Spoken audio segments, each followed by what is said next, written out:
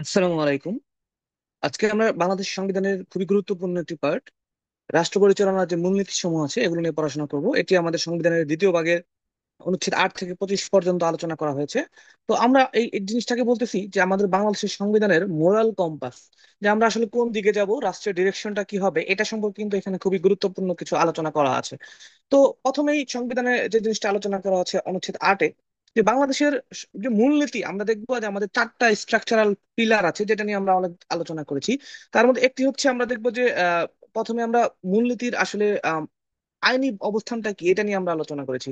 তো শুরুতেই আমরা বলছি যে আসলে এই যে মূলনীতিগুলো এগুলোকে কিন্তু কোনো আইন নয় এবং আদালতের মাধ্যমে এগুলোকে বলবৎ করা যায় না। তবে তাহলে এটার ইউটিলিটি কি, আমরা কেন তাহলে সংবিধানে এত গুরুত্বপূর্ণ জিনিসগুলো রাখলাম? তো আমাদের মূলনীতি সমূহ সম্পর্কে আমরা বলেছি 8-এর 1 দফায় যে আমাদের যে জাতীয়তাবাদ, তারপর হচ্ছে সমাজতন্ত্র, গণতন্ত্র এবং ধর্মনিরপেক্ষতা, অনেকে এটাকে মনে রাখার জন্য জাসগধ বা এনএসডিএস এইরকম ভাবে হচ্ছে মনে রাখার ট্রাই করেন। তো এই যে জিনিসগুলো আছে, এই 4টি মৌলিক আদর্শ কিন্তু হচ্ছে বাংলাদেশের রাষ্ট্র পরিচালনার যে মূলনীতি এটা হিসেবে কাজ করবে। তাহলে এটার আইনি অবস্থানগুলো কি? এখন আমরা দেখবো এখানে আমরা 4টা ইউজের কথা বলেছি, আর আরেকটি আমরা বলেছি এটা কোন ক্ষেত্রে ইউজ করা যাবে না, এটা লিমিটেশনটা কি। তো প্রথমে আমরা বলেছি যে বাংলাদেশের যে এই মূলনীতিগুলো আছে এগুলো বাংলাদেশ পরিচালনার মূল নীতি হবে। এছাড়া আমরা এটা কাইন্ড অফ এক্সিকিউটিভ, যদি আমরা আলোচনা করি এক্সিকিউটিভের ক্ষেত্রে একটা ডিউটি বলেছি। এরপর আমরা আইন প্রণয়নকালে রাষ্ট্র তা প্রণয়ন করবেন এটা বলেছি। তার মানে এটা আমরা বলতে পারি আমাদের যে লেজিসলেচার বা আইন প্রণেতা তাদের প্রতি একটা ডিউটির কথা আমরা বলেছি। এছাড়া সংবিধান এবং অন্যান্য আইন ব্যাখ্যাদানের ক্ষেত্রে আমরা বলেছি এটা নির্দেশক হবে, তার মানে ইন্টারপ্রিটেশনের ক্ষেত্রে এটা একটা গাইডিং হিসেবে কাজ করবে, এটা আমরা জুডিশিয়ারিকে বলেছি। এরপরে আমরা রাষ্ট্র এবং নাগরিকের কার্যের ভিত্তি হিসাবে এটা বলেছি, তার মানে আমরা রাষ্ট্র এবং নাগরিক দুইজনের ক্ষেত্রে এই 4 নম্বর ইউজটা বলেছি। কিন্তু সর্বশেষ সবচেয়ে গুরুত্বপূর্ণ যে অংশটি এখানে বলা আছে যে এইগুলো আদালতের মাধ্যমে বলবৎযোগ্য হবে না, এই সকল নীতি। এখন এটা আমরা দেখবো, এটা নিয়ে একটা গুরুত্বপূর্ণ মামলা আছে বাংলাদেশের কুদরত এলাহি পনির বনাম বাংলাদেশ যে মামলা, এখানে বলা আছে যে জাস্টিস মুস্তফা কামাল বলেছিলেন যে এগুলা হচ্ছে প্রিন্সিপাল, নট লস। তো তার মানে এগুলা প্রিন্সিপাল হিসেবে আইনের যে আদালতের মাধ্যমে যে বলবৎ করা যাবে এটা করা যাবে না। এছাড়া জাস্টিস শাহাবুদ্দিন আহমদও কিন্তু এই মামলায় গুরুত্বপূর্ণ একটা কথা বলেছিলেন, যে এগুলাকে উনি বলেছিলেন যে প্রোগ্রাম রাইটস। যে সাপোজ আদালত এইটা হয়তো বা ই করবে না, কিন্তু রাষ্ট্র তার টেকনিক্যাল নলেজ কিংবা ইন ফিউচার সম্পত্তি কি হবে এগুলোর উপর বেসিস করে যে জনবান্ধব যে কর্মসূচি হবে, রাষ্ট্রের কর্মসূচি সম্পর্কে কিন্তু এই জিনিসগুলো আলোচনা করে। তো এরপর আমরা যদি দেখি যে আসলে এটার ঐতিহাসিক প্রেক্ষাপট আমরা কি কি চেঞ্জ করেছি কিংবা ইনক্লুড করেছি। তো এই যে এপিএসপি যেগুলো আছে, ফান্ডামেন্টাল প্রিন্সিপালস গুলো আয়ারল্যান্ড যে আছে, আইরিশ কনস্টিটিউশনে ফার্স্ট এগুলো ইউজ করা হয়। তো এছাড়া ভারতের সংবিধানেও এগুলো ইউজ করা হয়েছে, ওইখানেও এটাকে বলা হয় ডিপিএসপি, যে directive principles of state policy. তো আমরা কিন্তু আমাদের যে মূলনীতি এই মূলনীতি সমূহকে কিন্তু কিছুটা চেঞ্জ আমরা দেখবো যে নিয়ে এসেছিলাম। এটার উদাহরণ আমরা দেখতে পারি যে 1969 সালে 79 সালে যে পঞ্চম সংশোধনীর মাধ্যমে আমরা হচ্ছে ধর্মনিরপেক্ষতার বদলে সর্বশক্তিমান আল্লাহ তাআলার উপর পূর্ণ আস্থা এবং বিশ্বাস, এটা কিন্তু আমরা অ্যাড করেছিলাম। এবং সমাজতন্ত্রের যে মিনিং, সমাজতন্ত্রের মিনিংটা আমরা চেঞ্জ করে ফেলেছিলাম। তো পরে আবার পঞ্চদশ সংশোধনীর মাধ্যমে আমরা এই যে মূলনীতিগুলো পুনঃস্থাপন করেছি, বাট এটা সম্পূর্ণ পুনঃস্থাপন করতে পারি নাই। যেমন প্রস্তাবনার শুরুতে যে বিসমিল্লাহ অ্যাড করা হয়েছিল এটা আমরা রেখে দিয়েছি। এছাড়া ইসলাম ধর্মকে রাষ্ট্র ধর্ম হিসেবে যে স্বীকৃতি এটা কিন্তু আমরা দিয়েছি, বাট যদিও আমরা ক্লজ অ্যাড করে পরে বলে দিয়েছি যে না, অন্যান্য সকল ধর্ম এখানে যে সম অধিকার এটা ওনারা পাবেন। তো জাতীয়তাবাদ যে প্রথম আমাদের মূলনীতি নিয়ে যদি আলোচনা করি, আমাদের জাতীয়তাবাদের মূল উপাদানগুলো কি কি হবে? আমাদের জাতীয়তাবাদের মূল উপাদান হচ্ছে ভাষা এবং সাংস্কৃতিক যে ঐক্যতা, যেটা ছিল আমরা ঐক্যবদ্ধ একটা সংগ্রামের মাধ্যমে এটা অর্জন করেছি, এটা হবে আমাদের জাতীয়তাবাদের মূলনীতি। তো বাংলাদেশের স্বাধীনতা এবং সার্বভৌমত্ব অর্জনের কিন্তু এই জাতীয়তাবাদ যেটা আছে, বাঙালি জাতীয়তাবাদ, এটা কিন্তু মূল চালিকা শক্তি হিসেবে কাজ করেছে। তো এটা নিয়ে আমরা গণপরিষদ বিতর্কেও দেখবো যে এটা ঠিক যে এট দ্য সেম টাইম উপজাতি নিয়ে একটা কনফিউশন আমাদের এখানে আছে। বাট বাঙালি জাতীয়তাবাদ বিশেষ করে ভাষা আন্দোলনের মাধ্যমে যেটা আসলে শুরু হয়েছিল, এটা কিন্তু আমাদের আসলে জাতীয়তাবাদ বিকাশে একটি খুবই গুরুত্বপূর্ণ ভূমিকা পালন করেছে। তো 1952 সাল থেকে শুরু করে 1971 সালে মুক্তিযুদ্ধে আমরা দেখবো এর পরিপূর্ণতা কিন্তু আমরা পেয়েছি। এখন এখানে যে ডিবেটটা আছে সেটা হচ্ছে যে ক্ষুদ্র জাতিসত্তা যারা আছে তাদের নিয়ে। এখন ওনারা বলেন যে এই টার্মিনোলজিটা বেটার হওয়া উচিত আদিবাসী। যেমন সংবিধানে যখন হচ্ছে গণপরিষদে এটাকে বাঙালি বলা হয় যে জাতীয় হিসেবে, তো তখন কিন্তু মানবেন্দ্র নারায়ণ লর্মা যিনি আছেন উনি প্রতিবাদ করেছিলেন যে আমি চাকমা, বাঙালি নই, তো সংবিধান আমাকে হচ্ছে বাঙালি বানাতে পারে না। তো এরপরে জিয়াউর রহমান উনি কিন্তু এই বাঙালি জাতীয়তাবাদকে বাংলাদেশি জাতীয়তাবাদ দ্বারা পুনঃস্থাপন করেছিলেন, বাট পরে আবার এটাকে আমরা দেখবো যে বর্তমানে আমাদের অনুচ্ছেদ 6 কিন্তু আমরা ভাগ করে দিয়েছি আলাদাভাবে। তো তো এরপরে আরেকটি গুরুত্বপূর্ণ যে মূলনীতি আমাদের আছে সেটা হচ্ছে সমাজতন্ত্র এবং শোষণ মুক্তি। তো সমাজতন্ত্রে আমাদের যে শোষণমুক্ত সমাজের প্রতিষ্ঠার কথা, এটা কিন্তু আমরা আমাদের সংবিধানের প্রিয়াম্বলেও আলোচনা করেছি। এখন প্রিয়াম্বলেও যে শোষণমুক্ত সমাজতান্ত্রিক সমাজের কথা আমরা বললাম, এটার আসলে উপাদানগুলো কি হবে? একটা হচ্ছে ন্যায়ানুগ যে সমাজ, এটা আমরা করব, যেখানে হচ্ছে সাম্যবাদী একটা সমাজ প্রতিষ্ঠা করতে চাচ্ছি। সাম্যবাদী ব্যবস্থা এবং শোষণ মুক্তি, মানুষের উপর থেকে মানুষের যে শোষণ, এটা আমরা মুক্তি দিতে চাচ্ছি। এখন এটার আমরা পরিবর্তন কি করেছিলাম? এটা পরিবর্তনটা আমরা করেছিলাম যে সমাজতন্ত্রকে আমরা অর্থনৈতিক এবং সামাজিক ন্যায় বিচার অর্থে যে আহ, একটা সংজ্ঞায়িত, এই সংজ্ঞাটা আমরা চেঞ্জ করেছিলাম। বাট পরে আবার পঞ্চদশ সংশোধনীর মাধ্যমে আমরা অরিজিনাল যে সমাজতন্ত্রের যে ধারণা, ওটা ইস্টাবলিশ করেছি। আমাদের বাংলাদেশে কিন্তু যে ট্রেন্ড, যে সমাজতন্ত্রের ট্রেন্ড, শুরুর দিকে একরকম, পরবর্তীতে একরকম। শুরুর দিকে আমরা অনেক কিছুকেই ন্যাশন মানে জাতীয়করণ করেছিলাম, রাষ্ট্রের আন্ডার নিয়ে আনে রাষ্ট্রের যে নিয়ন্ত্রণ, এটা প্রতিষ্ঠা করেছিলাম। কিন্তু পরবর্তীতে আমরা দেখবো যে আমরা একটা মিক্সড ইকোনমিক সিস্টেমের দিকে যাই, যে তখন বেসরকারি খাতকে অনেক গুরুত্বপূর্ণ যে ভূমিকা, এটা আমরা দেখতে পারি।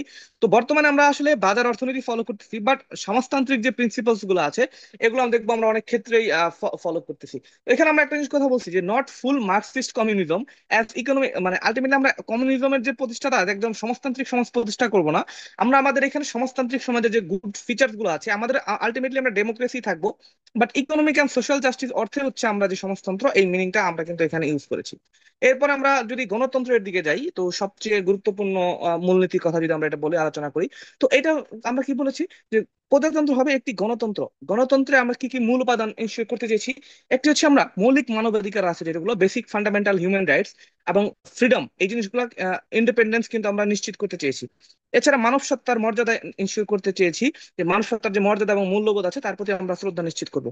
আর আরেকটা জিনিসের কথা আমরা বলেছি যে জনগণের প্রতিনিধিত্ব, যে প্রশাসনের সকল পর্যায়ে আমরা ইলেকটোরাল ডেমোক্রেসি, যে নির্বাচিত প্রতিনিধিত্বের মাধ্যমে হচ্ছে আমরা একটা গণতান্ত্রিক সিস্টেম করব। তো গণতন্ত্র নিয়ে আমরা এর আগে ক্লাসে অনেক আলোচনা করেছি। খুব ইয়েতে, গণতন্ত্র হচ্ছে গ্রিক শব্দ ডেমোস এবং ক্রেটাস থেকে এসেছে, যার অর্থ হচ্ছে জনগণের শক্তি। তো এই ক্ষেত্রে সবচেয়ে ফেমাস যে সংজ্ঞাটা যিনি দিয়েছেন, তিনি হচ্ছে আব্রাহাম লিঙ্কন। উনি বলেছেন হচ্ছে ডেমোক্রেসি হচ্ছে of the people, by the people, for the people. আমি টিক্সটাও বলে দিয়েছিলাম যে এটাকে বলবো আমরা OBF। তো যারা সিরিয়ালটা মনে রাখতে পারেন না, অফ, বাই, ফর। তো এই ক্ষেত্রে বাংলাদেশ প্রেক্ষাপটে আমরা গণতান্ত্রিক স্ট্রাগল, যেটা এটা কিন্তু অনেক দীর্ঘ, আমরা অনেক সময় চেষ্টা করেছি যে পূর্ণ গণতান্ত্রিক ব্যবস্থার দিকে যেতে, বাট আমরা অনেক সময় অনেক হার্ডেলস ফেস করেছি। তো বাংলাদেশ সংবিধানে কিন্তু প্রস্তাবনাও গণতন্ত্রের কথা বলে। অনুচ্ছেদ 7, যে আমরা জানেন যে পপুলার উইলের কথা আমরা বলতেছি, পপুলার সভরেন্টি, যে জনগণের হচ্ছে সকল ক্ষমতার হচ্ছে উৎস। এছাড়া অন্যান্য যে বিভিন্ন অনুচ্ছেদ আছে, আমরা দেখবো এখানে আমরা গণতান্ত্রিক মূল্যবোধকে প্রতিষ্ঠা করতে চেয়েছি। তো এছাড়া আমাদের আর্টিকেল 70 হচ্ছে এক্ষেত্রে একটা বাধা, যে আমরা দেখবো যে আমাদের যে সংসদ সদস্য আছে, তারা ওনারা কিন্তু একদম ফুললি ফ্রিডম এক্সারসাইজ করতে পারে না ওনাদের ওপিনিয়নের ক্ষেত্রে। নির্বাচন নিয়ে অনেক রেগুলার কোশ্চেন হয়, ফুল ফ্রি ইলেকশনের ক্ষেত্রে কেয়ারটেকার গভর্নমেন্ট সিস্টেমের রোল কি হবে। এছাড়া একটা সেন্ট্রালাইজেশন আছে, আমরা স্থানীয় শাসনকে এখনো অতটা শক্তিশালী করে উঠতে পারেনি। আর মানবাধিকার সম্পর্কে আপনারা যদি কিছুটা জানতে চান, যে মানবাধিকার মানে হচ্ছে এটাই, যে আপনি মানুষ হিসেবে যে অধিকারটা পান, এটা হচ্ছে আপনার মানবাধিকার। আপনি জন্মেছেন, তার মানে আপনি জন্মগতভাবে আপনার জাতি, ধর্ম, লিঙ্গ, রাজনৈতিক বা অন্যান্য মতামত নির্বিশেষে আপনি সকল মানুষের জন্য সমানভাবে প্রযোজ্য যে সার্বজনীন, সহজাত এবং অহস্তান্তরযোগ্য বা অলঙ্ঘনীয় যে অধিকারগুলো আছে, এগুলোকে আমরা বলবো মানবাধিকার। এগুলো রাষ্ট্র নিয়ে নিতে পারবে না, কিংবা আপনি চাইলে এগুলাকে ট্রান্সফার করতে পারবেন না। তো universal declaration of human rights যেটা আছে, এখানে কিন্তু 25টি মানবাধিকারের কথা বলা আছে। এছাড়া বাংলাদেশ সংবিধানের 3য় ভাগে আমরা দেখবো 18টি মৌলিক অধিকারের কিন্তু স্বীকৃতি আমরা দিয়েছি। তো এই জন্যই কিন্তু কমন একটা কোয়েশ্চেন হচ্ছে যে আমাদের আসলে যে মানবাধিকারের যে ফ্রেমওয়ার্ক, এটা কিন্তু এক্সস্টিভ না। কারণ হচ্ছে আমরা ইউডিএইচআর এর যে ফান্ডামেন্টাল হিউম্যান রাইটস, এগুলোই সবগুলো স্বীকৃতি দেই নাই। এছাড়া বর্তমানে 3rd এবং 4th জেনারেশন হিউম্যান রাইটস যেগুলো আছে, তো হিউম্যান রাইটস এর আপনারা একটু ডিটেলে পড়লে দেখবেন অনেকগুলো জেনারেশন আছে। তো এখন অনেক অ্যাডভান্স রাইটের কথা বলা আছে, যেমন সর্বশেষ সংবিধান সংস্কার কমিশনও কিন্তু ইন্টারনেটের অধিকারকে বলতেছে যে এটা একটা ফান্ডামেন্টাল হিউম্যান রাইটস হওয়া উচিত। তো আমরা এই দিক দিয়ে কিছুটা পিছিয়ে আছি, এটা বলতেই পারি। তো এরপরে আরেকটি গুরুত্বপূর্ণ যে ডক্ট্রিন কিংবা প্রিন্সিপাল আছে, সেকুলারিজম। এটাকে ডক্ট্রিন অফ পালপিট নামে পরিচিত হয়। পালপিটটা আসছে মূলত চার্চের একটা সিস্টেম থেকে, যে আসলে চার্চ এবং রাষ্ট্র এটা আলাদা হওয়া উচিত। তার মানে ধর্ম এবং আলটিমেটলি শাসন ব্যবস্থা, শাসকের কোনো ধর্মীয় ক্যারেক্টার থাকা যাবে না। তো আমরা বাংলাদেশের ধর্মীয় নিরপেক্ষ নিশ্চিত করার জন্য কি করব? সকল প্রকার সাম্প্রদায়িকতা বিলোপ করব। রাষ্ট্র একটা নিরপেক্ষ রোল প্লে করবে। ধর্মকে রাজনৈতিক উদ্দেশ্যে ব্যবহার করা যাবে না, এবং এই সম্পর্কে কোনো বিশেষ ধর্ম পালনকারীর প্রতি আমরা কোনো হচ্ছে বৈষম্য করব না। তো এই ক্ষেত্রে বাংলাদেশে আসলে একটা দেখবো যে কনস্টিটিউশনাল প্যারাডক্স বা সাংবিধানিক দ্বৈততা আছে। এখন কনস্টিটিউশনাল প্যারাডক্স মানে এরকমই, যেমন আমাদের আর্টিকেল 41, এখানে বলছি ফ্রিডম অফ রিলিজিয়ন থাকবে, টুয়েলভে আমরা বলতেছি যে সেকুলারিজম থাকবে, কিন্তু অন্যদিকে সংবিধানের 2 ক যোগ করেছি আমরা অষ্টম সংশোধনীর মাধ্যমে, সেখানে আমরা রাষ্ট্র ধর্ম হিসেবে ইসলামকে স্বীকৃতি দিয়েছি। তো এটা নিয়ে অলরেডি আমরা প্রথম যে ক্লাস ওইখানে আলোচনা করেছি যে আসলে আমরা বাংলাদেশের যে মডেলটা ফলো করি এটাকে বলে পজিটিভ সেকুলারিজম, যে রাষ্ট্র নিউট্রাল, রাষ্ট্র আসলে কোনো পজিটিভ ভূমিকা আলটিমেটলি কারোকে সাপোর্ট করতেছে না, প্লাস কাউকে নন ডিসক্রিমিনেশন, যে কারো প্রতি ডিসক্রিমিনেশন করবে না, যদি রাষ্ট্র করে হিন্দু মুসলিম কিংবা অন্য যে কোনো ধর্মের জন্য একইভাবে কাজ করবে, তার নিজস্ব হচ্ছে কোনো ধর্ম পরিচয় যেটা আছে এটা কিন্তু থাকবে না। তো এটাকে আমরা বলতেছি পজিটিভ সেকুলারিজম। বাংলাদেশে আমরা যেমন বলতেছি সমাজতান্ত্রিক সিস্টেম, এখন সমাজতান্ত্রিক সিস্টেমের যে মালিকানার যে সিস্টেম এটা কিন্তু সাধারণত ভিন্ন হয়। আমরাও যদিও বলতেছি আমরা সমাজতন্ত্র প্রতিষ্ঠা করবো, বাট আমরা এখানে কিন্তু একটা কম্বিনেশন যে সিস্টেম আছে, মিক্সড একটা সিস্টেম দিয়েছি, যে একটা হচ্ছে রাষ্ট্রীয় মালিকানা থাকতে পারে, যেমন গুরুত্বপূর্ণ যে স্টেট সেক্টর গুলো আছে, মনে করেন স্বাস্থ্য খাত কিংবা অন্যান্য অনেক খাতে আমরা দেখবো, যেমন গ্যাস উত্তোলন, এগুলো তো রাষ্ট্রই করে।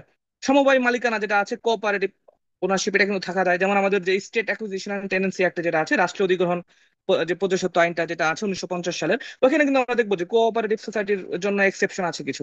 আবার ব্যক্তিগত মালিকানাও আছে, যে আইন দ্বারা নির্ধারিত সীমার মধ্যে আমাদের আমরা কিন্তু আইন দ্বারা হচ্ছে এটা একটা লিমিট কিন্তু সেট করে দিয়েছি, যে একজন ব্যক্তি সর্বোচ্চ কতটুকু জমি অধিগ্রহণ করতে পারবেন, ওনার আন্ডারে থাকতে পারবে। এখন যেমন এটা যদি আমরা বলি 1950 সালে আমরা এটাকে বলেছিলাম 100 বিঘা, পরে আবার 1961 সালে state acquisition and tenancy act সংশোধন করে এটাকে আমরা বলছি 375 বিঘা। তাহলে বর্তমানে সিস্টেমটা কি? বর্তমানে আমরা যদি এই লিমিটটা জানতে চাই তাহলে আমাদের কমপক্ষে 3টে আইন জানতে হবে। একটি হচ্ছে বাংলাদেশ, অ্যাটলিস্ট আমরা যদি 2টা আইনকেও ইন্টারপ্রিটেশন করে পড়াই, যে একটা হচ্ছে Bangladesh land holding limitation order.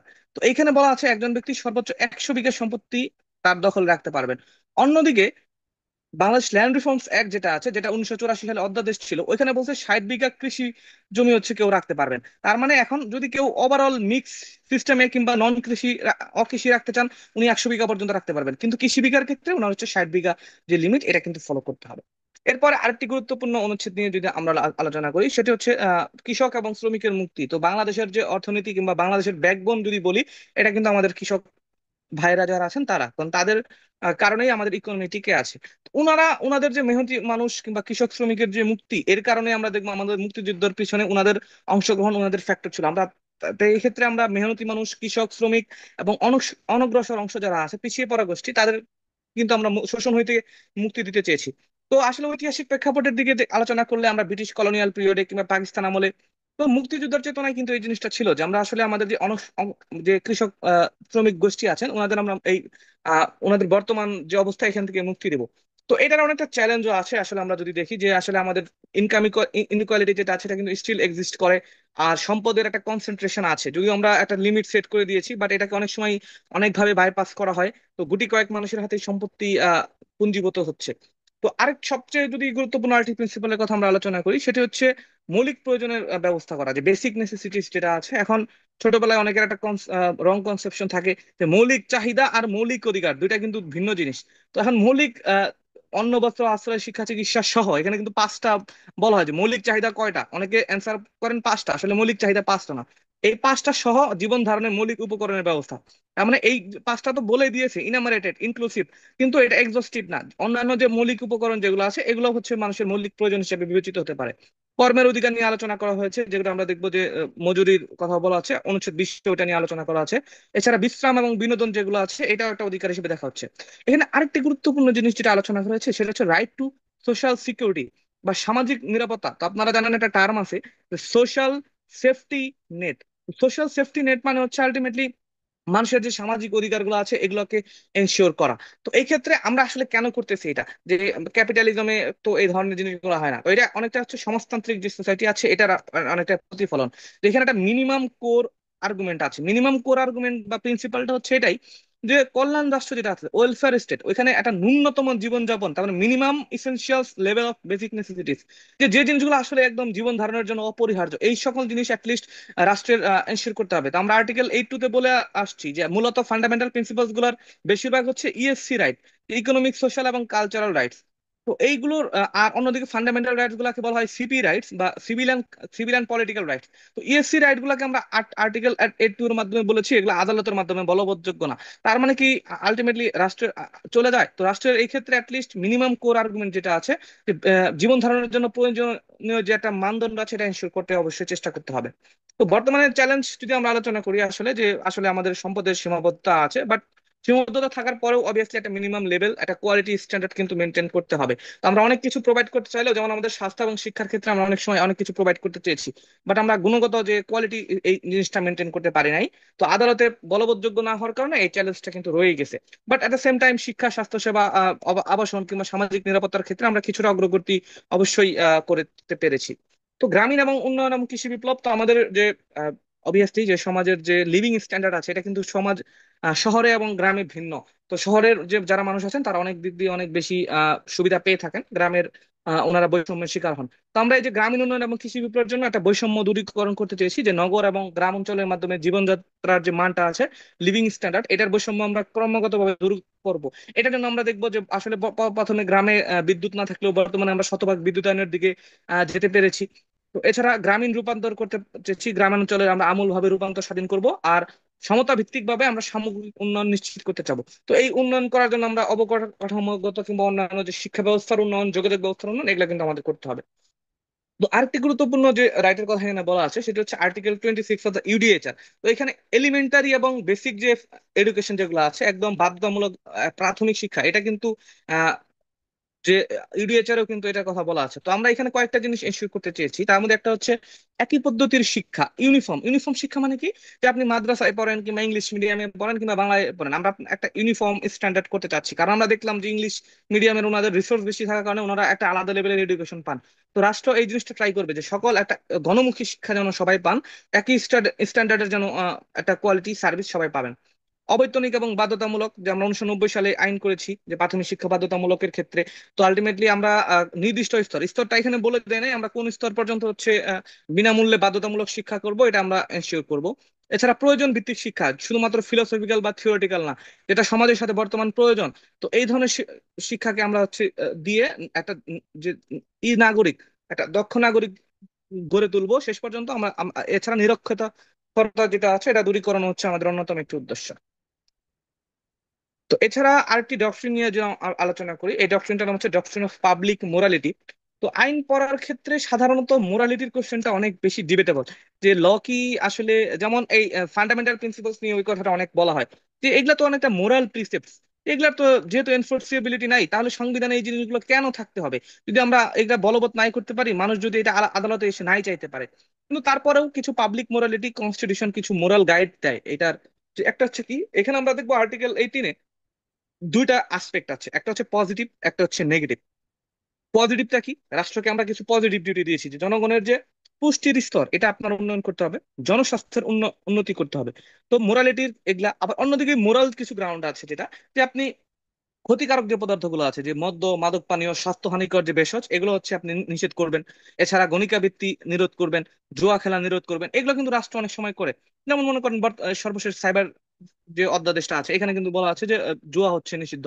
তারপর মাদক দ্রব্য নিয়ন্ত্রণ আইন আছে আমাদের এখানে, কিন্তু ওই যে স্বাস্থ্যকর কোনো, যদি আলটিমেটলি স্বাস্থ্যের জন্য প্রয়োজন না হয়, তাহলে সেই ক্ষেত্রে কিন্তু মাদক দ্রব্য ইউজ করা যাবে না, এটাকে পানিশেবল করা হয়েছে। যেমন আমরা মানব পাচার আইনে কিন্তু হচ্ছে এই ধরনের দেখবো পতিতাবৃত্তি নিষেধের ক্ষেত্রে আমরা বলেছি, পেনাল কোডে হচ্ছে আমাদের এই ধরনের কিছু লিমিটেশন আছে। এখানে যদি আমরা বিভিন্ন আইনগুলোর এখানে আমরা লিস্ট দিয়ে দিয়েছি, যে মাদকদ্রব্য নিয়ন্ত্রণ আইন, নারী শিশু নির্যাতন দমন আইনে আমরা বলেছি দণ্ডবিধির হচ্ছে 372 এবং 323 ধারা। এছাড়া জুয়া রিলেটেড আমরা অনেকগুলো আইন এক্ষেত্রে এনশিওর করেছি। তো এছাড়া এখন আরেকটি গুরুত্বপূর্ণ ডক্ট্রিন যেটা আমরা অ্যাড করেছি এখানে, সেটি হচ্ছে যে ডক্ট্রিন অফ সাস্টেনেবল ডেভেলপমেন্ট, বা হচ্ছে ডক্ট্রিন অফ, এটাকে অনেকগুলো নামে বলা হয়, ইন্টার জেনারেশনাল ইকুইটি নামেও বলা হয়, যে ইন্টার জেনারেশনাল রেসপন্সিবিলিটি নামে আমরা বলতে পারি। তো এটা মূলত একটা ব্রডার যে প্রিন্সিপাল, এটাকে বলা হয় গ্রিন গভর্নেন্স। এটা হচ্ছে গ্রিন গভর্নেন্সের একটা হচ্ছে যে আলটিমেটলি পার্ট, যে রাষ্ট্র যখন করবে এখানে সাস্টেনেবল ডেভেলপমেন্ট করবে। এখন সাস্টেনেবল ডেভেলপমেন্ট মানে কি, এটা হচ্ছে defined as development that meets the needs of present without compromising the ability of future generation to meet their own needs. আপনি বর্তমান যুগের যারা আছে তাদের জন্য তো অধিকার নিশ্চিত করবেনই, বাট এমন ভাবে সম্পদ বা রিসোর্স গুলো আপনি ইউজ করবেন না, যেটা হচ্ছে আলটিমেটলি ফিউচার জেনারেশন যেটা আছে, আগত প্রজন্ম যারা আছে তাদের জন্য বসবাসযোগ্য করে যাবেন। যে সুকান্তর যে উক্তিটা আছে, এই কবি সুকান্তর উক্তির মতোই এই জিনিসটা আছে, যে বিশ্বকে শিশুর বসবাসযোগ্য করে যাবেন আপনি। তো এক্ষেত্রে মূল উপাদানগুলো কি কি, এটা মূলত আমরা পঞ্চদশ সংশোধনী যেটা আছে এটা, আর আর্টিকেল 23-এর আমরা অ্যাড করেছি। তো একটা হচ্ছে পরিবেশ সংরক্ষণ ও উন্নয়ন। প্রাকৃতিক সম্পদ সংরক্ষণ, জীববৈচিত্র্য সংরক্ষণ, জলাভূমি সংরক্ষণ, বন এবং বন্যপ্রাণী সংরক্ষণ করতে হবে। তো এখানে যে প্রজন্ম সাম্য যেটা আছে, এটাই মূলত ইন্টারজেনারেশনাল ইকুইটি বা রেসপন্সিবিলিটি ডক্ট্রিন, যে আপনি আপনার পরের যে জেনারেশন তাদের জন্য আপনি অধিকার নিশ্চিত করবেন। তো এটা বাস্তবায়নে আমরা বিভিন্ন আইন পাশ করেছি। পরিবেশ সংরক্ষণ আইন আছে আমাদের, এনভায়রনমেন্ট কনজারভেশন অ্যাক্ট। এটা বাস্তবায়নের জন্য আমরা পরিবেশ আদালত প্রতিষ্ঠা করেছি। বায়োডাইভার্সিটির জন্য, তারপর বন্যপ্রাণী সংরক্ষণ, ফরেস্ট অ্যাক্ট, বিভিন্ন আইনের মাধ্যমে আমরা এই আর্টিকেল গুলোকে বাস্তবায়ন করার ট্রাই করেছি। তো তার মানে ফান্ডামেন্টাল প্রিন্সিপাল গুলো আসলে ডাইরেক্টলি বাধ্য করতেছে না স্টেটকে, but at the same time state কিন্তু বিরত থাকতে পারতেছে না এই জিনিসগুলো এনফোর্সেবল করার জন্য। যে এগুলো আসলে ইমিডিয়েটলি রিয়েলাইজেবল না, বাট তার আস্তে ধীরে ধীরে করতে হবে, কারণ না হলে তার পলিটিক্যালি একটা জবাব যেটা আছে সেটা দিতে হবে। যেমন কুদরত ইলাহি পনির কেসের কথা আমরা একটু আগে বলেছিলাম, যে আসলে এগুলা আইন না, বাট এগুলার টেকনিক্যাল নো রিসোর্স যদি থাকে, পলিটিক্যাল রেসপন্সিবিলিটি, যে এন্ড অফ দ্য টানেলে শেষ পর্যন্ত জনগণ আছে, জনগণ তার এনশিওর করবে যে পলিটিক্যাল লাইবিলিটিটা আছে ভোটের মাধ্যমে। তো এরপরে আরেকটা আছে সুযোগের সমতা, এটাও কিন্তু খুবই গুরুত্বপূর্ণ একটি আর্টিকেল এক্সাম পারপাসে। তো একটি হচ্ছে যে সমতার তিনটি যে ফ্যাসেট, এটা নিয়ে আলোচনা করা আছে। একটি হচ্ছে সাধারণ সুযোগের সমতা, যে এটা হচ্ছে নারী এবং পুরুষ ও উভয়ের জন্য এটা প্রযোজ্য, যে সকল নাগরিকের জন্য সুযোগের যে সমতা এটা এনশিওর করতে হবে। অন্যদিকে অর্থনৈতিক এবং সামাজিক যে এটা আছে, যে আমরা সম্পদের সুষম বন্টন করব, অর্থনৈতিক অসাম্য যেটা আছে সেটা দূর করার মাধ্যমে আমরা অর্থনৈতিক এবং সামাজিক সমতা এনশিওর করব। এছাড়া নারীর ক্ষেত্রে আমরা দেখবো খুবই যে জীবনের সকল স্তরে অংশগ্রহণ এবং সুযোগের সমতা। তো এটার সাথে কিন্তু একটা ডিফারেন্স আছে আর্টিকেল 27, 28, 29। তার মেন কারণ কি, যে 28, এই তিনটা আর্টিকেল মূলত বলে যে রাষ্ট্র কোনো বৈষম্যমূলক আইন তৈরি করবে না, কিন্তু এটাকে বলা হয় ডক্ট্রিন অফ পজিটিভ ইকুয়ালিটি। যে আলটিমেটলি এফার্মেটিভ অ্যাকশন যেটা আছে, রাষ্ট্র একটা এফার্মেটিভ অ্যাকশন নেবে, যে সাপোজ মনে করেন বর্তমানে লেভেল প্লেইং ফিল্ড যেটা আছে এটা এনশিওর নাই। তো রাষ্ট্র এখন চেষ্টা করবে যে বর্তমান যে এক্সিস্টিং যে ডিসক্রিমিনেশন যেটা আছে, ওই লেভেল প্লেইং ফিল্ডটা হচ্ছে শেষ পর্যন্ত এনশিওর করা। তো সমান করা, যে আলটিমেটলি সাপোজ কেউ পিছিয়ে আছে তাকে আমরা কিছুটা হেল্প করার মাধ্যমে কোনো একটা সাপোজ নারী শিক্ষা উচ্চ দিব, মেয়ে বৃত্তি প্রদান, কিংবা অন্যান্য সাপোজ আমাদের সংসদে হচ্ছে আমরা 50টা আসন সংরক্ষণ করেছি, এই ধরনের অ্যাকশনের মাধ্যমে আমরা একটা লেভেল প্লেইং ফিল্ড এনশিওর করার চেষ্টা করব। তো বাংলাদেশের সংবিধানে কিন্তু বিভিন্ন জায়গায় হচ্ছে নারী অধিকার সংরক্ষণের কথা বলা আছে। তো তার আপনারা দেখতে পারতেছেন এখানে যে সংবিধানে যে বিভিন্ন অনুচ্ছেদের কথা বলা আছে, 15, 19, 27, 28।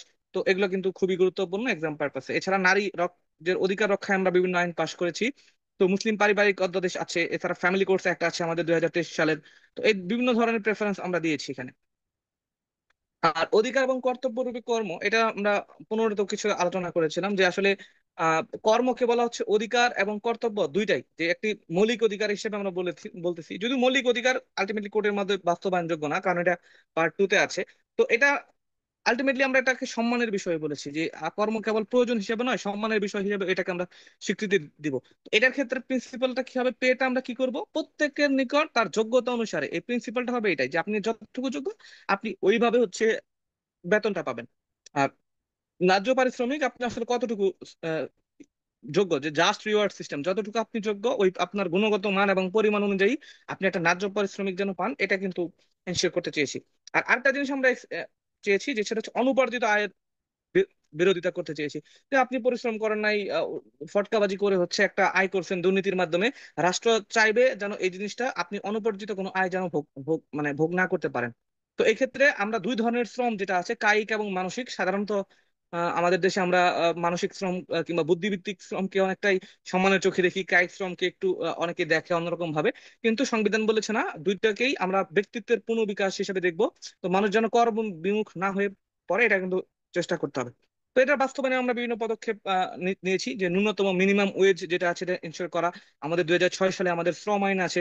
বিভিন্ন কর্মসংস্থান যে প্রকল্প, এছাড়া দক্ষতা উন্নয়নের প্রশিক্ষণ দিয়েছি এন্টারপ্রেনার যারা আছে। তো এন্টারপ্রেনারদের জন্য হচ্ছে আমরা অনেক অনেক ব্যবস্থা নিয়েছি। তো আরেকটি গুরুত্বপূর্ণ আর্টিকেল হচ্ছে অনুচ্ছেদ 21।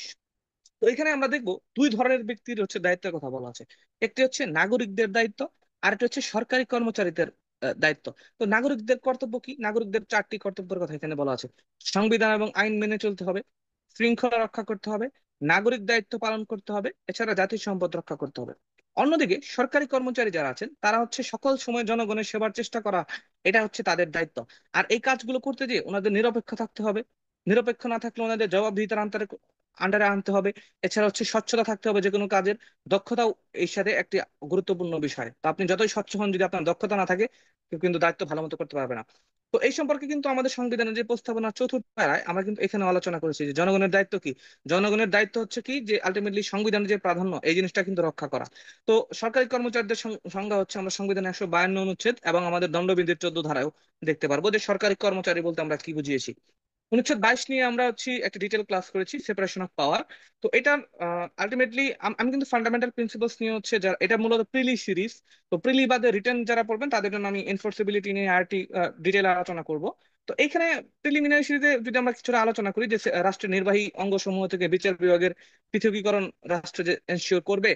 তো এটা আসলে কি করবে, যে ফরাসি যে দার্শনিক আছে মন্টেস্কু, উনি কিন্তু তার স্পিরিট অফ দ্য ল যে বই আছে, এখানে কিন্তু সেপারেশন অফ পাওয়ারের ধারণা বলেছেন যে রাষ্ট্রের যে 3টা অর্গান আছে, আইন বিভাগ তার কাজ করবে, নির্বাহী বিভাগ তার কাজ করবে, বিচার বিভাগের কাজটা হচ্ছে আলাদা থাকবে। এই কাজগুলো কিন্তু প্রত্যেকেই করবেন। তো এটা যেটা করে যে স্বেচ্ছাচারিতা এটাকে প্রিভেন্ট করে, যে একটা অর্গান জানি অ্যাবসলিউট পাওয়ার না হয়, মানে ব্যালেন্স অফ পাওয়ার, ক্ষমতার ভারসাম্য এনশিওর করে। তো এই যে সেপারেশন অফ পাওয়ারকে ব্যালেন্স করা হয় যে প্রিন্সিপালের মাধ্যমে, এটাকে আমরা বলতেছি চেক অ্যান্ড ব্যালেন্স। যে কনসেন্ট্রেশন অফ পাওয়ার, এক এক কেন্দ্র মানে একজন ব্যক্তির হাতে সকল ক্ষমতা দিব না, but at the same time 3টা অর্গান যেন কোনোটা যেন একটা আরেকটা মানে খুব বেশি পাওয়ারফুল না হয়ে পড়ে, একটা অর্গান আরেকটা অর্গানকে চেকের মাধ্যমে রাখবে, এটাকে আমরা বলছি চেক অ্যান্ড ব্যালেন্স। তো এছাড়া নাগরিক অধিকার সুরক্ষা কিন্তু এই সেপারেশন পাওয়াটা দরকার। বাংলাদেশে আমরা জুডিশিয়াল পার্সপেক্টিভে দেখবো যে মাসদার হোসেন যে মামলা, এটা কিন্তু খুবই গুরুত্বপূর্ণ মামলা। এই মামলায় 12টি নির্দেশনা দেওয়া হয়েছিল। তো নির্বাহী বিভাগ থেকে বিচার বিভাগ পৃথকীকরণ করা হয় এই জাজমেন্টের মাধ্যমে। এটার অথর যারা ছিলেন জাস্টিস মুস্তফা কামাল। তো ওইখানে এই জাজমেন্টের পরে আমরা দেখবো যে 2007 সালে কিন্তু আমরা নির্বাহী বিভাগ থেকে বিচার বিভাগ পৃথকীকরণ করি। তো বর্তমান ম্যাজিস্ট্রেসি যে সেপারেশন হয়েছে, এটা কিন্তু এই জাজমেন্টের পরে। তো এরপরে জাতীয় সংস্কৃতি রক্ষায় আমরা দেখবো যে আলটিমেটলি সংস্কৃতি যেটা আছে আপনার ন্যাশনাল আইডেন্টিটি, ন্যাশনাল আইডেন্টিটি বা ন্যাশনালিজম মানে শুধুমাত্র যে আপনি পলিটিক্যাল কিংবা ইকোনমিক করবেন ব্যাপারটা এরকম না। কালচারাল আসপেক্টটা রক্ষা করাও কিন্তু হচ্ছে আপনার এইটার একটা অংশ, যে কালচারাল আসপেক্ট গুলো আপনি রক্ষা করবেন। তো এটার ক্ষেত্রে আপনি কি করবেন, সাংস্কৃতিক যে ঐতিহ্যগুলো আছে এগুলো রক্ষা করতে হবে। এছাড়া হচ্ছে যে জাতীয় ভাষার উন্নয়ন করতে হবে, সাহিত্য ও শিল্পকলার বিকাশ, সার্বজনীন অংশগ্রহণ, সবাই যেন অংশগ্রহণ করতে পারে। শুধুমাত্র শাহবাগের গুটি কয়েক মানুষ এখানে অংশগ্রহণ করলেন এটাই যথেষ্ট না। তো এই জন্য আমরা কিন্তু বিভিন্ন প্রতিষ্ঠান এখানে করেছি, যে শিল্পকলা একাডেমি আছে যেটা, কিংবা জাতীয় জাদুঘর, কারুশিল্পের ক্ষেত্রে প্রত্নতত্ত্ব অধিদপ্তর যেগুলো আছে, এগুলো আমরা ইনশিওর করেছি। তো 29 হচ্ছে আমরা নতুন অ্যাড করেছি। তো আলটিমেটলি আর্টিকেল 6 এবং 9 আমরা দেখলাম যে বাঙালি জাতীয়তাবাদ নিয়ে একটি কোয়েশ্চেন আছে। তো বাঙালি জাতীয়তাবাদের পাশাপাশি, বাঙালির পাশাপাশি অন্যান্য উপজাতি যারা আছেন, তো উপজাতিদের এই যে মানবেন্দ্র লাল নার্মার, এটা আমরা আগেই বলেছিলাম যে উনি বলছিলেন যে আমি চাকমা বাঙালি নই, সংবিধান আমাকে বাঙালি করতে পারে না। তো এর জন্য আমরা যেটা করেছি যে অন্যান্য উপজাতি যারা আছে তাদের যে অধিকারগুলো আছে, তাদের বৈচিত্র্য, আত্মপরিচয় কিংবা সামাজিক যে ন্যায় বিচার, এই অধিকারগুলো আমরা নিশ্চিতের উদ্দেশ্যে আমরা বলেছি যে ওনাদের এই জিনিসগুলো আমরা এনশিওর করব। এর জন্য আমরা উপজাতি সাংস্কৃতিক ইনস্টিটিউট যেটা আছে এগুলা, বা ভাষা ও সাহিত্য চর্চা, এই জিনিসগুলো কিন্তু এনশিওর করতে চেয়েছি। এরপরে 24 হচ্ছে আমরা যে আমাদের জাতীয় স্মৃতি যেগুলো আছে এগুলো নিদর্শন করতে চেয়েছি, যে রক্ষাগুলোকে কি করবো, যে শৈল্পিক গুরুত্ব বহন করে কিংবা ঐতিহাসিক গুরুত্ব পূর্ণ মানে সম্পন্ন যে নিদর্শনগুলো আছে, তাৎপর্যমণ্ডিত স্থান, বিকৃতি এবং বিনাশ রোধ করব এবং অপসারণ রোধ করতে হবে। তো এই ক্ষেত্রে গুরুত্বপূর্ণ ভূমিকা পালন করে বিভিন্ন প্রতিষ্ঠান আছে। এই ক্ষেত্রে ইউনেস্কো হচ্ছে অনেক ক্ষেত্রে বৈশ্বিক ঐতিহ্যগুলো সংরক্ষণ করে, যেমন আমাদের সুন্দরবন। এছাড়া হচ্ছে প্রত্নতত্ত্ব অধিদপ্তর আছে, তারপরে হচ্ছে বৈশ্বিক ঐতিহ্য তালিকার যেগুলো আছে এগুলাকে কিন্তু গুরুত্ব সহকারে রক্ষা করা হয়। তো এছাড়া হচ্ছে সর্বশেষ যে গুরুত্বপূর্ণ, এটা one of the most important article, যে আমাদের আন্তর্জাতিক সম্পর্কের ভিত্তি কি হবে। তো এটা নিয়ে আমরা প্রিয়াম্বলেও দেখবো যে আমাদের প্রিয়াম্বল হচ্ছে আন্তর্জাতিক সম্পর্কের ভিত্তি কি হবে, এটা নিয়ে অনেকটা আমরা আলোচনা করেছি। এরপরে এখানে আমরা এটা মুখস্থ করা একটা ট্রিক্স আমি আপনাদের সাথে শেয়ার করবো। তা আমাদের আন্তর্জাতিক যে সম্পর্ক আছে, আন্তর্জাতিক সম্পর্কের ভিত্তি কি হবে, এটা নিয়ে আমরা আলোচনা করেছি এইখানে। তো প্রথমে আমরা বলেছি এখানে আমাদের 4টি মূলনীতি আছে। একটা হচ্ছে, আমরা এখানে মূলনীতি গুলাকে মনে রাখার ট্রাই করবো হচ্ছে এইভাবে, এটাকে বলবো SNPUL, মানে অনেকটা মনে রাখবেন, সিম্পল সিম্পল এইভাবে।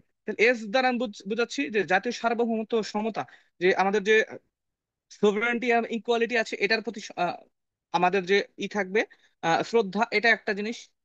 তারপরে অহস্তক্ষেপ নীতি যেটা আছে, এটাকে আমরা বলতেছি নন ইন্টারফেরেন্স। আর আরেকটি হচ্ছে শান্তিপূর্ণ সমাধান, যে পিসফুল যে সেটেলমেন্ট অফ ডিসপিউট, এটা আমরা করতে চেয়েছি। আর আরেকটা হচ্ছে ইউএল, এটা মূলত একটাই, এটা হচ্ছে একটা হচ্ছে ইউএন চার্টার এবং ইন্টারন্যাশনাল ল যেটা আছে, এই চারটার প্রতি হচ্ছে আমাদের এই দুইটার প্রতি আমাদের শ্রদ্ধা নিশ্চিত করা, এটা হচ্ছে আমাদের এই চারটা মূলনীতি হবে। এরপরে এই চারটা মূলনীতি ফলো করে আমরা তিনটা কাজ করতে চেয়েছি। এই তিনটা মূলনীতি গুলা কি কি? এই তিনটাকে আমরা বলবো ডিআরএস সিস্টেম। আপনারা ক্রিকেটে জানেন ডিআরএস সিস্টেম থাকে। ডিআরএস মানে হচ্ছে একটা হচ্ছে শক্তি প্রয়োগ পরিহার, এই প্রথম দুইটা যদি আমরা আলোচনা করি, যে ডেনান্সিয়েশন অফ মানে ইউজ অফ ফোর্স, আমরা বিভিন্ন ক্ষেত্রে। আর আরটা হচ্ছে নিরস্ত্রীকরণ। তো ডিস আর্মামেন্ট যেটা আছে, এটা দিয়ে এটা মনে রাখবো আমরা, যে আমরা নিরস্ত্রীকরণ করব এবং শক্তি প্রয়োগ করব না। আর দিয়ে আমরা বুঝাচ্ছি রাইট টু সেলফ ডিটারমিনেশন। তো যারা হচ্ছে আলটিমেটলি প্রত্যেকটা জাতির একটা নিজস্ব অধিকার থাকে, যে তাদের যে সামাজিক কিংবা অর্থনৈতিক যে ব্যবস্থা, এটা নির্ধারণ করার। তো আমরাও কিন্তু 1971 সালে হচ্ছে আমাদের রাইট টু সেলফ ডিটারমিনেশন যেটা আছে, ওটা আমরা ইউডিআই এর মাধ্যমে আমরা আমাদের আত্মনিয়ন্ত্রণ অধিকার যেটা আছে, এটা আমরা স্বীকৃতি দিয়েছি, আমরা আমাদের স্বাধীনতা ঘোষণা করেছি। এরপর হচ্ছে উপনিবেশবাদী যে সংগ্রাম সমর্থন আছে, তো এটার মানে হচ্ছে সাপোর্ট ফর অপ্রেস পিপল। তার মানে আমরা ডিআরএস তিনটা দিয়ে তিনটা পড়লাম। তো এই যে বিভিন্ন কলোনিয়াল, আমরা নিজেরাও কিন্তু কলোনিয়াল বিভিন্ন সিস্টেম থেকে আমরা মুক্তি পেয়েছিলাম 1947 সাল থেকে। তো এছাড়া পাকিস্তানের যে সিস্টেম, এটাকে অনেক সময় কলোনিয়াল বলা হয়, যে আসলে কিভাবে আমাদের শোষণ করা হয়েছে এই সকল। যেমন আমরা ফিলিস্তিনকে সাপোর্ট করি মূলত এই কারণেই হচ্ছে। তো এছাড়া সাম্রাজ্য বিরোধী অবস্থান থাকবে আলটিমেটলি। তো লেনিনের মতে এটাকে আমরা বলি যে পুঁজিবাদের সর্বোচ্চ স্তরকে বলা হয় সাম্রাজ্যবাদ, যে শক্তিশালী স্টেট গুলো যেন দুর্বল রাষ্ট্রের উপর আধিপত্য না করতে পারে, এই জিনিসটা আমরা নিশ্চিত করতে চাই। আর আমাদের যে আন্তর্জাতিক পররাষ্ট্রনীতি, এটার ভিত্তি হচ্ছে সবার সাথে বন্ধুত্ব, কার সাথে বৈরিতা নয়। তো মৌলিক অধিকারের সাথে কিন্তু রাষ্ট্র পরিচালনার মূলনীতির অনেকটাই পার্থক্য আছে। তো মৌলিক অধিকারের ক্ষেত্রে আমরা দেখবো যে এখানে মৌলিক অধিকারগুলো হচ্ছে এগুলা অধিকার হিসেবে নিশ্চিত করা হয়। আর অন্যদিকে রাষ্ট্র পরিচালনার মূলনীতিগুলো অনেকটাই শুধুমাত্র রাষ্ট্রকে যে নির্দেশনা, এই নির্দেশনা দিয়ে থাকে। আবার এইদিকে এগুলা আদালতের মাধ্যমে প্রয়োগযোগ্য মৌলিক অধিকার। কিন্তু রাষ্ট্র পরিচালনার মূলনীতি আমরা দেখবো আর্টিকেল 8+2 বলা আছে যে এগুলা আদালতের মাধ্যমে প্রয়োগযোগ্য করা যাবে না। এগুলা এনফোর্স করার জন্য রিট পিটিশন দায়ের করা যাবে, এগুলোর জন্য আদালতে মামলা দায়ের করা যাবে না। আবার এখানে প্রতিকার পাওয়া যায়, কিন্তু এইদিকে প্রতিকার পাওয়া যায় না। আপনারা জানেন আইনে একটা ইয়ে আছে, প্রিন্সিপাল আছে, ইউবি জুস ইবি রিমিডিয়াম। আসলে রাইট থাকলে প্রতিকার থাকতে হবে। তো যেহেতু এগুলাকে আমরা রাইট হিসেবে ইনস্যুর করতেছি, এই জন্য প্রতিকার দিচ্ছি, বাট এগুলোকে শুধুমাত্র প্রিন্সিপাল বলাতে এগুলাকে আমরা কোনো প্রতিকার দিচ্ছি না। আর এগুলো মূলত হচ্ছে ব্যক্তিগত এবং অধিকার স্বাধীনতার উপর জোর দেয়। আমরা বলেছিলাম এগুলাকে বলতেছি হচ্ছে সিভিল এবং পলিটিক্যাল রাইটস, আমরা বলতেছি ফান্ডামেন্টাল রাইট গুলোকে। অন্যদিকে এগুলো হচ্ছে রাষ্ট্রের ডিউটি বা কর্তব্য, নীতি নির্ধারণ, পলিসি মেকিং এর কথা এগুলা বলে মূলত। তো এগুলাকে আমরা বলতেছি ইএসসি রাইটস। তো এই সাধারণত মনে করা হয় যে আসলে আমরা দেখবো এটাকে আমরা রিজলভ করবো নেক্সট ক্লাসে, যে আসলে প্রাধান্যটা কে পাবে মৌলিক অধিকার এবং মূলনীতি গুলোর মধ্যে। তো সাধারণত বলা হয় যে মৌলিক অধিকার প্রাধান্য পাবে, বাট সর্বশেষ ভিউটা হচ্ছে আসলে এই দুইটার মধ্যে কোনো প্রাধান্য নাই, দুইটা আসলে হারমোনিয়াসলি এক্সিস্ট করে। কারণ দেখবো আর্টিকেল 47-এ আমরা দেখবো কিছু কিছু ক্ষেত্রে ফান্ডামেন্টাল প্রিন্সিপালস কে ফান্ডামেন্টাল রাইটের উপর প্রাধান্য দেওয়া যেতে পারে। তো এই সকল ক্ষেত্রে কিন্তু একটা ডিফারেন্স আছে। তো আমাদের এখানে অনেকগুলো চ্যালেঞ্জ আছে, যে আমরা আসলে সম্পদের সীমাবদ্ধতার কথা বলি, কিংবা রাজনৈতিক বিভিন্ন সমস্যা আমাদের এক্সিস্ট করে, যার কারণে আমাদের মূলনীতির যে বাস্তবায়ন এগুলা কিন্তু আমরা অনেকটাই করতে পারিনি। তো সর্বশেষ যেমন এখানে একটা যদি আমরা কথা বলি, এখন আমরা বলতেছি আমরা পরিবেশ সংরক্ষণ করব, কিন্তু অন্যদিকে শিল্প উন্নয়ন করাটা হচ্ছে আলটিমেটলি প্রাইভেট যে রাইটটা আছে ওনারশিপ, ওইটা একটা রাইট। তো দুইটার মধ্যে একটা ব্যালেন্স এনশিওর করাটা অনেক সময় হচ্ছে ডিফিকাল্ট হয়ে যায়। তো এছাড়া সংবিধান সংস্কার কমিশন সর্বশেষ যেটা আছে 2025 সালে, তারা কিন্তু সাম্য, মানবিক মর্যাদা এবং সামাজিক ন্যায় বিচার, আর প্লাস আরেকটা হচ্ছে বহুত্ববাদ, আমরা এই চারটাকে বাদ দিয়ে এটাকে ইনক্লুড, এই যে প্রিন্সিপাল গুলো আছে এগুলোকে ইনক্লুড করতে বলেছে। এছাড়া হচ্ছে গণতন্ত্র রেখে দেওয়ার পক্ষে ওনারা। তো এছাড়া আন্তর্জাতিক সিস্টেমে যদি আমরা আলোচনা করি, আন্তর্জাতিক ক্ষেত্রে দেখবো সামাজিক যে অধিকার আছে, ফান্ডামেন্টাল প্রিন্সিপালস যেগুলো আছে মূলত ইএসসি রাইটস। তো ইএসসি রাইটস গুলোকে কিন্তু এনফোর্স করার দিকে বা আদালতের মাধ্যমে বলবৎ করার যে একটা ট্রেন্ড, এটা কিন্তু আমরা এখন বর্তমানে দেখতে পাই। যেমন সাউথ আফ্রিকান যে কনস্টিটিউশনটা আছে, ওয়ার্ল্ডের one of the best constitution, 1996 সালে, তারা হচ্ছে একটা প্রোগ্রেসিভ রিয়েলাইজেশনের কথা, এটা আমরা সর্বশেষ আমরাও বলেছি যে প্রোগ্রেসিভ রিয়েলাইজেশন করতে হবে, যে আপনার রিসোর্স অ্যাভেলেবিলিটির উপর ই করে মিনিমাম কোর আর্গুমেন্টের কথা আমরা যেটা বলতেছিলাম, যেটা ন্যূনতম মানদণ্ড এনশিওর করা। নেপাল কিন্তু সাম্প্রতিক সাংবিধানিক সংস্কারে কিছুটা বলবৎ যোগ্যতার দিকে অগ্রসর হয়েছে। আমাদের এই ক্ষেত্রে একটা জিনিস, তাহলে শেষ পর্যন্ত অনেকের মনে প্রশ্ন আসে, আসলে তাহলে এইগুলার যে ভ্যালুটা কি, যে আমরা এগুলোকে যে এতটা ইনক্লুড করলাম সংবিধানে, এই বিষয়ে খুব গুরুত্বপূর্ণ একটা ভিউ আছে। এটাকে আমরা যে এই কোটেশনটার মাধ্যমে বলতে পারি যে shall not be judicially enforceable, যে আদালতের মাধ্যমে বলবৎযোগ্য না।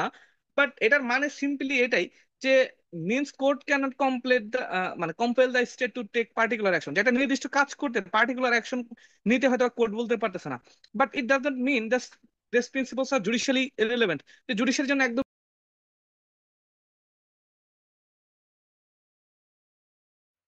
তবে এই ক্ষেত্রে জুডিশিয়ারির জন্য ইররিলেভেন্ট না, এটার মানে হচ্ছে কোর্ট কিন্তু তার ব্যাখ্যা ক্ষেত্রে এই জিনিসগুলো যেটা আছে এগুলা কিন্তু ইউজ করবে। আমরা দেখেছি কিন্তু এগুলা কিন্তু অনেক ক্ষেত্রে কোর্ট ইনডাইরেক্ট ইউজ করেছেও। যে অনেক সময় আছে আর্টিকেল 32 যখন ইন্টারপ্রিটেশন করেছে কোর্ট রাইট টু লাইফ, তখন ওইটার মধ্যে হচ্ছে হেলথ যেটা আছে, আমরা জুল হাসুদ্দিন যে মামলা এটা আমরা পড়বো। এছাড়া মইদুল ফারুক কেসেও কিন্তু বলা হয়েছিল যে এই এনভায়রনমেন্টের যে রাইটটা এটা কিন্তু রাইট টু লাইফের মধ্যে ইনক্লুড হবে।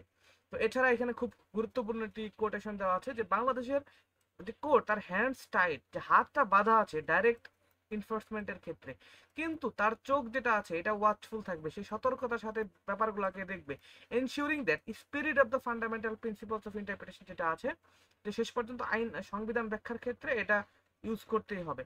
তো এক্ষেত্রে আমরা আজকে বোনাস দুইটি ডক্ট্রিন আপনাদের সাথে আলোচনা করব। একটা হচ্ছে ডক্ট্রিন অফ ইনকর্পোরেশন, একটা হচ্ছে হিউম্যানিজম। আমাদের সংবিধানে যে অনুচ্ছেদ 25 আছে এইখানে এই দুইটা ডক্ট্রিন সম্পর্কে আলোচনা করা আছে। তো একটা হচ্ছে সাধারণত ইন্টারন্যাশনাল ল যেটা আছে বাংলাদেশে অটোমেটিকলি এটা ইন্টিগ্রেট হয় না জেনারেলি। তো আমাদের এক্ষেত্রে ডক্ট্রিন অফ ইনকর্পোরেশন বা ট্রান্সফরমেশন যেটা আছে, যে বাংলাদেশে এখানে আইনের একটা রূপান্তর যেটা করা আসছে, বাংলাদেশে আইনের রূপান্তর করে নিতে হয়। যেমন আমরা সিআরসি যেটা আছে, চিলড্রেনদের নিয়ে 1990 সালে দিকে যে একটা কনভেনশন আছে, ওটাকে কিন্তু আমাদের শিশু আইনে আমরা অন্তর্ভুক্ত করেছি। আবার সিডোকে আমরা হচ্ছে নারী শিশু নির্যাতন দমন আইনে ইমপ্লিমেন্ট করেছি। তো সাধারণত ইনকর্পোরেশন আমাদের করতে হয়, কিন্তু এখানে একটা ব্যাপার, কমন ল ডক্ট্রিন যেটা আছে এখানে automatic incorporation in case of customer international law. তো সাধারণত কাস্টমার ইন্টারন্যাশনাল লর ক্ষেত্রে আমাদের ইনকর্পোরেশনের দরকার নাই, এগুলোকে ধরে নেওয়া হবে যে এগুলা আমাদের অটোমেটিক্যালি আমাদের যে বাংলাদেশের ল এটার সাথে ইনক্লুড হয়ে যাবে। তো এই লগুলো আসলে কি খুবই বাইন্ডিং নেচার, এই কারণে এগুলা ইনকর্পোরেট করতে হয় না। আর আরেকটা হচ্ছে ডক্ট্রিন অফ হিউম্যানিজম, যে মানবতাবাদ। তো আমরা যে আমাদের আর্টিকেল 25 আরেকটা কথা বললাম যে আসলে আমরা বাংলাদেশের আইডিওলজি হিসাবে যে আমরা হোল হিউম্যানিটি, পুরো বিশ্বকে আমরা একটা বিগ ফ্যামিলি হিসেবে চিন্তা করতেছি, যেটা হিউম্যানিটির সম্পূর্ণ একসাথে হয়। তো আমরা যে কোনো ইন্টারন্যাশনাল ডিসপিউট আমরা পিসফুলি নেগোসিয়েশনের মাধ্যমে হচ্ছে সলভ করব। এটা কিন্তু আমাদের পুরো ফান্ডামেন্টাল প্রিন্সিপালসের একটা দেখবো যে যেমন আমরা ফান্ডামেন্টাল হিউম্যান রাইটসে কিন্তু হচ্ছে হিউম্যান রাইটসও এনশিওর করতে চেয়েছি। তো শেষ পর্যন্ত এটা কিন্তু আমাদের পুরো একদম সংবিধানে আমরা দেখতে পারবো, বিশেষ করে ফান্ডামেন্টাল প্রিন্সিপালসের ক্ষেত্রে এই জিনিসটা আরো বেশি দেখা যেতে পারে। ধন্যবাদ, আসসালামু আলাইকুম।